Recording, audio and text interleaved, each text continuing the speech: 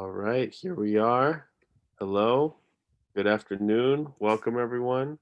Thank you so much for joining us on the Overflow. We're so glad to have you on this Tuesday special edition since we had the holiday yesterday. And it's really nice that it is much cooler today after the heat from Ryan's sermon or the heat from this weekend. Oh man, my sermon was hot, We're you know? super glad to have you. So, as always, we love to do a little introduction. I guess everyone say your name, say who you are. Juno. Aaron. Ryan number 2. Perfect.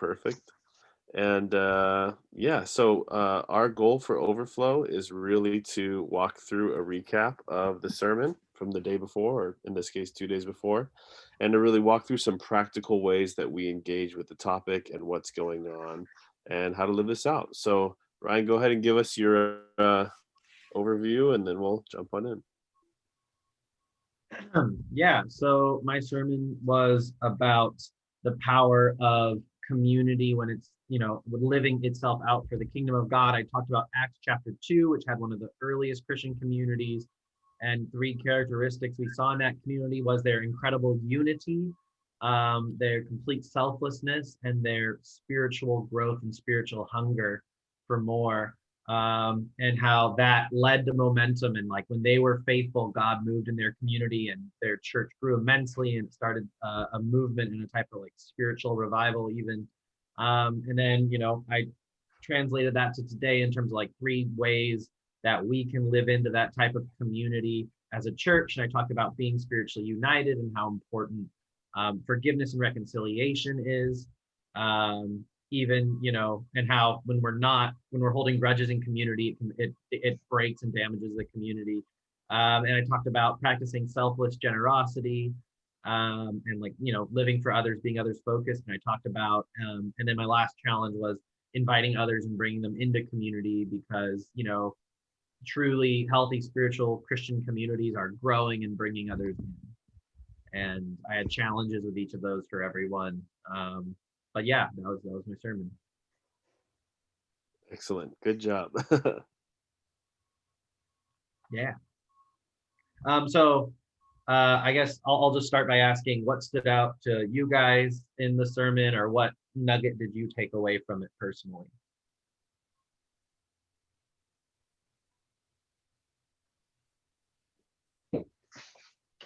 I thought your word was incredibly timely, just in our season right now, because I feel like we have to fight harder now for community maybe than we have before, right? And so for a lot of us, I think we're in a really isolating time. I think we're in a time where it's, we don't see each other regularly, maybe like we used to. Everything's different. Life is on its head. And so I really just thought like your challenges and your call were to us as individuals, as we lean into community, for us as a community, as we lean into God. I think, I really think that this right now, maybe, I think we always have to fight for community a little bit. I think community is always really intentional. Unity, generosity, all those things are very intentional. They're not accidental. But I think right now, especially, is a really good reminder, because it's really easy to be isolated right now. It's really easy to not lean into the kind of godly community that you were describing. And so it was really good. I really appreciated everything you had to say. Yes, and I think even in the same vein of Aaron, what you just shared, there's a cost of community that I don't think I'll try not to generalize, that many people want to bear. Unfortunately, I think COVID is a double-edged sword. One, I think it cuts through, and I think for many of us, it shows that we are definitely created for community, but yet it also gives the excuse for no commitment to community, because health-wise, we're told, social distancing and, wear the mask. And I know we're not called to isolation or solitaire, but it just feels like there's not a huge embracement on the idea of gathering together these days. And I was on a call No, it was a text exchange today with another pastor. The same thing, that just talking about people may love one another, but they're still afraid to step into community. So I appreciate hearing that, and just the intentionality, Ryan, that you brought up. Okay, whether it's in our community, our growth, or even the idea of where are we experiencing forgiveness, or maybe we need to as we move forward. I thought it was great challenges, great questions that we should probably ask ourselves every week. Yeah, I definitely like what you guys are saying, and I very much feel the same. And it's like all these things are more difficult to do in this season with COVID and quarantine and social distancing, and it seems that social distancing has infected us or affected us at a little bit of a core level, where I used to, when I walked by people, I would smile at them or make eye contact. And now it's like they're not going to see my smile. They're just going to see like this awkward eyes staring at them. It's kind of weird. But then also it's like we're supposed to be social distancing and we're not supposed to be like super close. And there have been more people walking outside of my house since quarantine than I've ever seen. It's just like people are doing this lap around the neighborhood.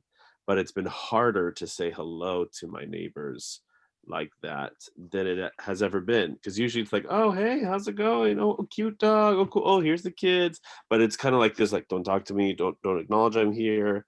And so there's just this weird kind of tension that way. But I really like the challenges. I think that's what I resonated the most with, the call for generosity in a season of preservation. There's such a temptation to just like be okay and make sure our family's okay, but the call to be generous and like you guys have been saying, community.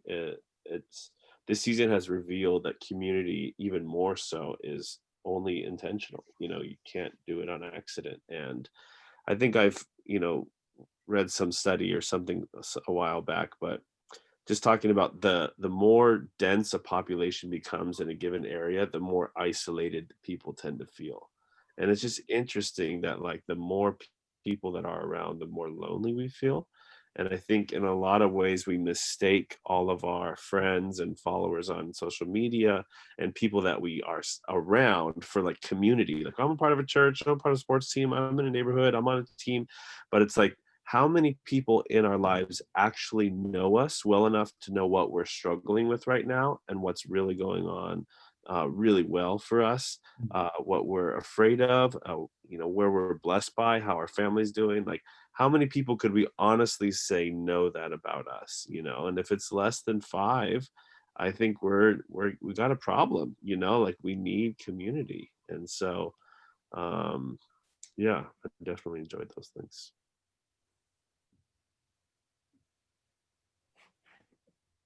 Even on the sense of generosity, again, a conversation last week is that, in the church world, there are often two views about giving. One is the tithe, 10% to the church, and the other is, oh, that's Old Testament stuff. Ignore that. It's a different paradigm than we live. We need to give according to the New Testament. We give according to how we've been blessed. And really, in America, we've been blessed beyond probably most any other country. And if we gave according to our blessing, it would be well above 10%. But we live in that paradigm where people say, what they're really saying is, there's no way I'm giving 10%. So they revert to the New Testament idea of giving, and then they throw in 20 bucks when they're earning $80,000 a year, and they think that's enough to give to live a generous life. So anyway, again, Ryan, your message brought up that conversation of last week. That I just think it's every one of those things you talked about is a constant tension in our lives. The idea of community, we're too busy, or, I get enough friends here, but do I really, I've been busy on email. Another conversation with the pastor where his 30-year-old son is having an extreme difficult time creating community. because all of the people his age are already into relationships. He's new in town, and they just can't find time for him and his wife. Uh, and so whether it's the community aspect, the giving aspect, or even the whole idea of forgiveness, that we've just shoved, I think, forgiveness under the carpet, so to speak, and we tolerate people, but do we really forgive them? So again, some good stuff to think about. Mhm. Yeah, so what does it look like for all of you to intentionally cultivate community? Like, what are the things that you do to live that out? Coming back from Michigan and my daughter's wedding, where her husband is a bartender, I think I need to start drinking because there's a lot of community in the bar. I mean, there's slight sarcasm there, but it's like many of these people were at their wedding. The there is unfortunately, maybe a sense of, and it shouldn't even be unfortunate. These folks, it's the same people eating there. They have food too, eating there night after night. It becomes their family. Uh, and so I would say, what am I doing? I just got to keep going back to that word intentional. I need to be intentional with it. Whether it's forgiving, giving, or community, I need to be intentional because otherwise it's easy to camouflage it or dress it up real nice as Christians should and dance around it, but never dive into it. Yeah, Ryan B, I think one of the things your message has really caused me to reflect on this week is kind of the posture that I approach my day right now. So like I have two young kids, one's doing online school in the room next door, one's at preschool, but I feel like the last couple of weeks, with COVID, my posture for the day has kind of been get up. What do I have to do to get myself, my life, in order today? What do I have to get done? And then what do I have to plan to get done the rest of the day? And so when you're talking about generosity, I know you were specifically talking about financial giving, but your whole discussion kind of made me sit back and think about like, am I taking enough time every day to care for my community? Like, am I taking enough time out of my day to not just focus on my own to-do list or what we need to do to get through the day, but am I intentionally praying for my life group, or am I texting a few people to see how they're doing and letting them know that I'm praying for them, or setting up a video call or a walk in the park or whatever? I know everyone's comfort levels right now are different, but for the people in my life who are my community, who are those people that Clement was talking about that know when I'm doing well and know what I'm struggling with, like, am I intentionally praying for them and caring for them and letting them know that I'm praying for them and caring for them, instead of just going through my day accomplishing my checklist, but like missing that? Because I feel like with how we are socially distanced right now, it's really easy to get through our day every day and forget. And so that's something that I've really been pondering the last few days. Yeah, for sure. And that was one of my points. I think it's so easy to fall into that routine of all these things I have to do. And then you do that day after day, and all of a sudden there's there's no or very little generosity. You're focusing on other people outside of like your own family and your kids, who obviously you have to take care of, but and maybe some days are really busy. I know you're going to school and working and you have 2 children. So, that keeps you busy a lot of the time, So, I mean, and maybe on a daily basis, it's just praying, and praying for other people, and that's a way you're generous, but I think maybe there's a day where you're less busy. You can intentionally do something else or find another way to be generous or invest in community or care for people, whatever that might look like. I think it's important to be intentional with those rhythms, because even for me as a pastor, obviously there's an element of ministry that's completely others focused, but on busy weeks, it's easy for me to just kind of not be intentional about that outside of coming to youth group and interacting with kids and ministering to kids. But I want to also find ways to have a posture where I'm looking for opportunities to help and bless others, and I'm not just wrapped up in my own things. I think it's easy to do that in the busyness of the American life.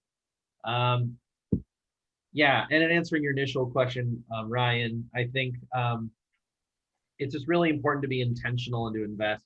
Juno joked about the bars being a great place for community because people go there and they spend time together, because some people, like drinking and that's how they unwind, and maybe they do it too much and that could be unhealthy. But there's certain element of you're there to invest time there because it's something that, for a lot of people they want to do. But I think we really need to be intentional about investing time in community. Joining a small group, for example, is, one way to start doing that. But I also think, part of my message is intentional about how we go about community and not letting, I really think the unity piece in terms of I feel like in the church sometimes it can become a little bit of a social club, and there's people you don't like and there's people you talk about, oh, this person, gets on my nerves, or they're always like this. And I just think that's so damaging to the church, or it can be. I think it's really important that when we are in community, which as an entire church, we should be in community, not to say that, everyone in the church super well, but I think it's important that we are united as a church, and this is a safe place where we won't be gossiped about, talked about, judged, get into unnecessary conflict. Like there is necessary conflict sometimes, but handling that well and practicing forgiveness. I think how we go about engaging in community is just as important as engaging in community, I would even say. And doing it in the right way and approaching it in a healthy way that brings about life and, growth and good things, because there's lots of expressions of community that in many ways can become toxic at times. So, yeah, I just said a lot of things. Yeah, I was thinking about Luke 6:31 that says, "Do to others as you would have them do to you." And I've always kind of heard that verse as don't be mean to other people. Like if you want other people to be nice to you, then you should be nice to them. But I think there's just a lot more depth to that, and the idea of um, being intentional is taking initiative, and it's to treat other people the way you want to be treated. And so the type of community that you would love to have for yourself, that's the kind of community that you want to be for someone else. And so a lot of times it's easy to think, "Oh, why don't more people text me or comment on my posts or reach out to me or check in with me or show up for me?" Mm-hmm. Rather, I think we got to ask the other question of how can I show up for others? How can I reach out for others? How can I comment on other people? How can I connect with others, be intentional, set up, weekly lunches or coffees or times to connect, build rhythms in my life, to be intentional with this. And I think the more we can be that community for others, they'll reciprocate. Not everybody. I've definitely been intentional with some people in my life who just never could reciprocate. And it was just like I was always putting the effort in and they weren't really responding well. And that's okay. That was for a season. But there's definitely been plenty of guys in my life over time that I'm getting lunch with weekly or, every other week, or I'm at least texting once a week, or I'm at least meeting up with or checking in or praying together, in addition to my life group, in addition to my wife and my family. And I just feel like, yeah, we've got to be super intentional to make things happen. And a lot of people rely on gathering places, maybe the bar or a softball team or work or wherever you find yourself as community. But I think unless we're intentional to go deeper with those relationships, that can stay very surfacey. Like we might know people or we might be able to have a good conversation with them, but do we really know what they're struggling with? Are we really able to show up for them in their hour of need? Are we who they would call if stuff really hit the fan? They would reach out to us. And I think there's just so much more depth that I love that we're pressing into, to say community is not just being in the same place at the same time, but it's being there for someone. I heard it once referred to as your Mexico friends. It's the, "Hey, I know it's 3 a.m. I'm stuck in Mexico. Can you come get me?" How many people? Oh. Okay, sorry. Yeah, Ryan, who? Kelly? Okay, don't call Juno. You know? Or, if you call me, you'll be like, hey, come get me or I'll fire you. No, I'm just kidding. It's like, you know, do you have your Mexico friends? Do you have your people that you could reach out to, you know, that you're struggling, that you could be a Mexico friend for, you know, in a sense that you'd be willing to go drive out or show up or go out of your way or whatever's needed, you know. So I think that's the big question I ask myself is, am I being the community for others that I wish others would be for myself? If yeah, these are just great subjects. We can go on and on. But on that, I lost my train of thought, but let me just, I think it's important too that uh, we all have different histories and what we would consider community and not community. I mean, if you ever have hung out with a person who is struggling with addiction, I mean, I've been given a friend of mine, you know, I can ask, hey, are you still sober? Are you still clean? What's going on? Is something push? I mean, very specific questions because, you know, we're beyond the let's put on a nice happy face and pretend everything's a-okay. But I still think at times believers feel like they need to wear the nice face, praise Jesus, and their world could be falling apart. And I hate to keep saying this, on another email this week with a guy from another state, he's a pastor, wife walked out on him. 3 years of marriage, he is devastated. And I just said, are you taking care of yourself? Are you getting counseling? Do you have a group of buddies there that you can go to at any time, that you can go to for meals, that you can just hang out with? But anyway, I just think that's community. And even though he's a pastor, I mean, he's going through some pretty rough waters. And so, and for me, community has always been the church. And I don't know if that's why I'm so high on it, that if we're just playing games on Sundays, and not playing literal games, but just going through the motions of our faith, then I want nothing to do with that. It's like, how can we be in community? And that looks differently depending on what age you're in, what season of life you're in. And COVID has brought again out the good, the bad, and the ugly. Ryan, I'll consider you the ugly. No, just joking. You know, the good, the bad, and the ugly, in the sense of the community is often now on a Zoom for whatever reason. And is it the best? No, but it's definitely better than nothing. And if we keep going for perfection, we'll never have it. You know, if you're just saying, I'm not gonna share until we can actually be in person and give a hug, well, you'd be on what, month 4 or 5? No. And so anyway, I just think while it may not be perfect at times, we still need to lean into it, move forward, and as you were saying, Ryan, do unto others as you would have them do unto you, and that we need to take the initiative to create that community. So anyway. Yeah. And I think, you know, one of the points was that the early church was experiencing revival. You know, lots of people are coming to faith in Jesus. The community is growing. It's not only growing wider, but it's growing deeper. People are selling their possessions or sharing with those who have needs. And the witnesses are all of those outside of this Christian community who are witnessing how the Christians are acting.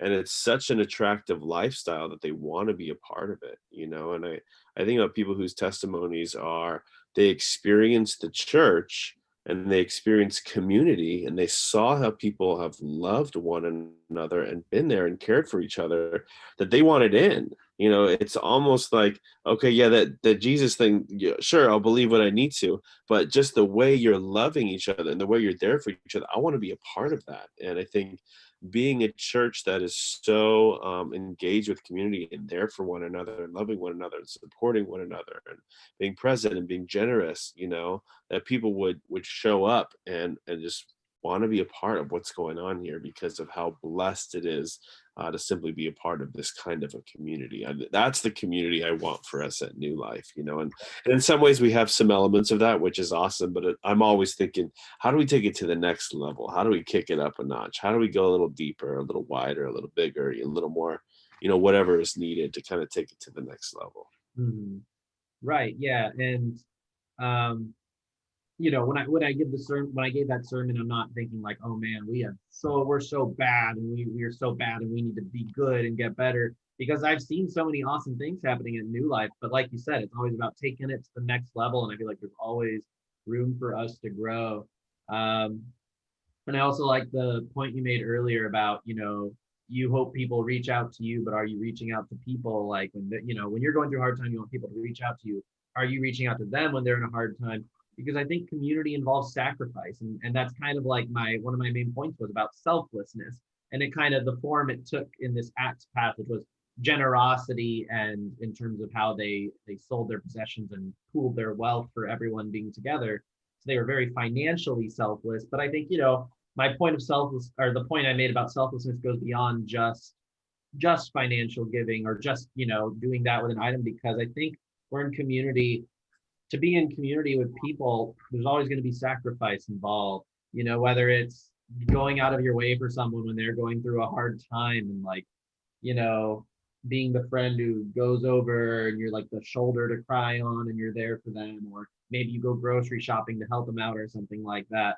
Or maybe it could be just, I don't know, it could even be just spending time with people in ways or you normally wouldn't. Like, I don't know, like for someone who, doesn't really like board games, but you're with people who really like board games, you just jump in and play, even though it's not something you naturally love. But it's being there and being together and being willing to do things that don't immediately appeal to you, benefit yourself. And I think if everyone, well, yeah, if we are all living into that as Christians, I think then there will be deeper community, because we're all sacrificing for one another and investing in one another in that intentional way.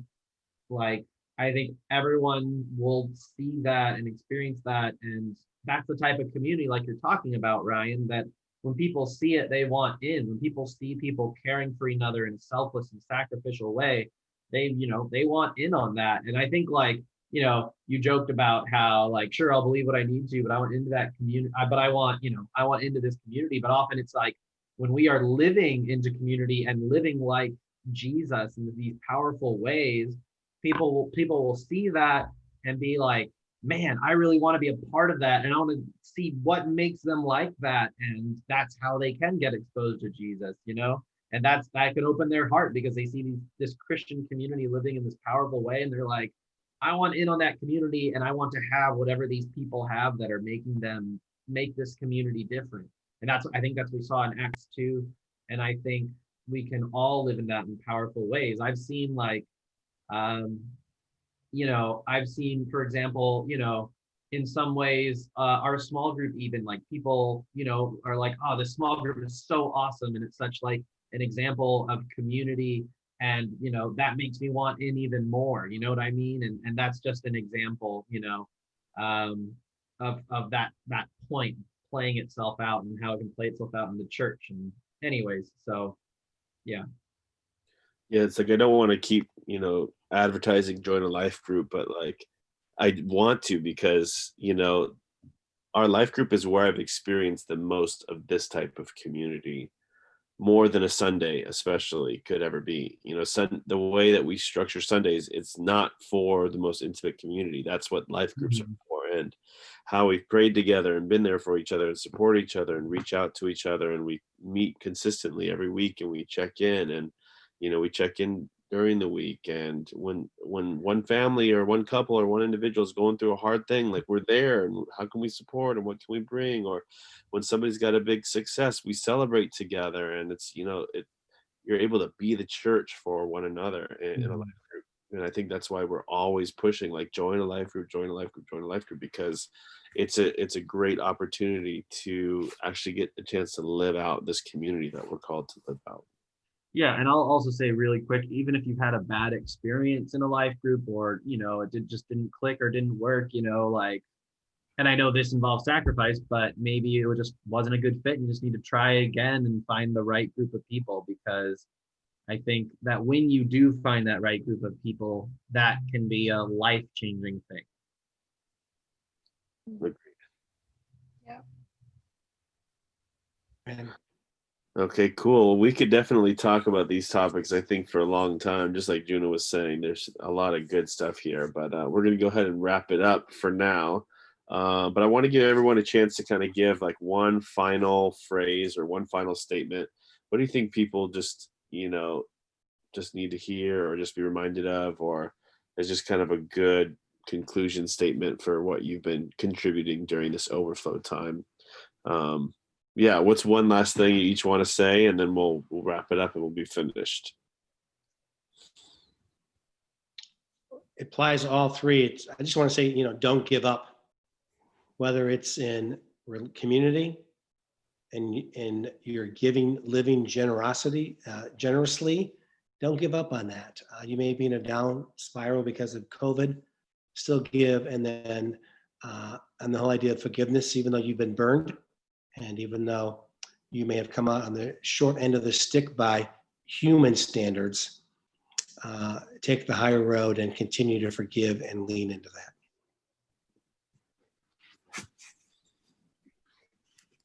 Yeah, and for me, I would say, and this isn't a sweeping statement for all things all the time, but in this case, I think sometimes it's true that you can act your way into good feelings, but you can't feel your way into good actions. And what I mean by that is sometimes it's going to be like, I don't feel like reaching out to anyone in my life group. I don't feel like joining a life group. Like, I think sometimes if we wait and wait and wait until we feel like leaning into community, we're going to be waiting a long time.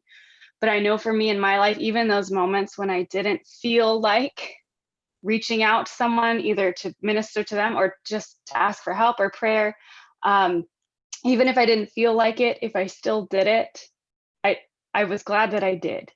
And so I think sometimes we're waiting until it just feels like the perfect time to do it. And I think a lot of us are never going to feel like it's the perfect time to do anything, sometimes involving community, especially in a time when we're so isolated. So I would just say that even if you're on the fence or just, I don't feel like reaching out to anybody today, I would definitely encourage to take the leap anyway. And I think that God would bless that.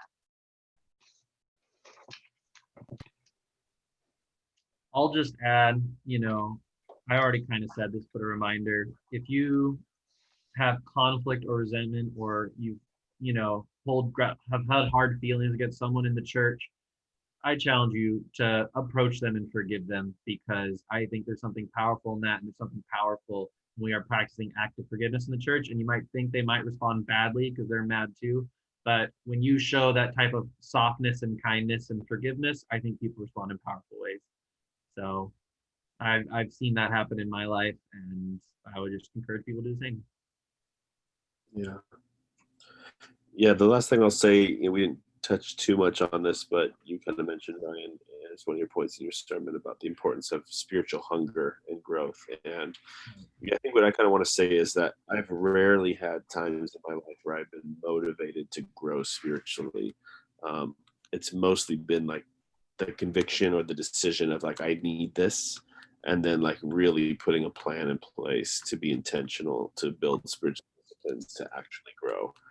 And I usually don't feel motivated to grow until like after 14 to 21 days of intentionality in that department. And then I start to feel like that kind of craving or that hunger. And so that would just be, and so that's some of what Aaron was talking about, but don't wait for that feeling of, I'm really desperate for growth. And even if it's the smallest thought of like, I should probably do something more like spiritually engaging. Maybe next time, like don't let it be a fleeting thought, like grab a hold of that and jump in. And what does it look like to live a spiritually vibrant life? And what do I need to implement in my life to be able to do that? And how do I start that today? Even if it's a small step, how do I start making progress every day? I once heard that, habits are built 2 minutes at a time. Just start 2 minutes each day, even if it's the simplest thing, then add another 2 minutes and another 2 minutes. And before you know it, you're really building up. And so that would be my final encouragement. Well, thank you for listening to our record-breaking lengthy overflow, one day late. But so glad that you're here. And if you've made it all the way to the end, extra super bonus points for you. And I hope it's been a blessing and it's been helpful in your own growth and leadership. And we look forward to seeing you next week on Monday at noon. So stay cool this week, and we'll see you next time.